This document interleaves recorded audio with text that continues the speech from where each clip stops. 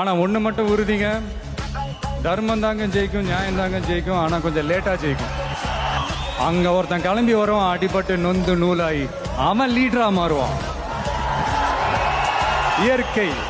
இயற்கையானது, ஒன்றும் பண்ண முடியாது.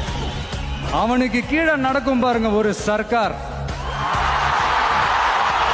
லைஃப்ன்ற அந்த கேமை பார்த்து விளையாடுங்க. என்னதான்பா இது யார் சொன்ன லைன்ஸ்ன்னு தெரியல, பட் நான் என் லைஃப்ல ஃபாலோ பண்ணிட்டு இருக்கிறேன். என்னன்னா, உசுப்பேத்திரம் கிட்ட உம்முன்னும், கடுப்பேத்திரம் கிட்ட கம்முன்னு இருந்தா வாழ்க்கை ஜம்முன்னு இருக்கும்.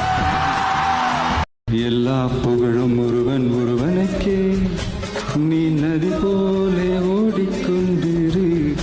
கேட்டிருப்பீங்க, அந்த நதி போல ஓடிக்கொண்டு, அதுதாங்க அந்த நதி மாதிரி தாங்க நம்ம வாழ்க்கையிலே.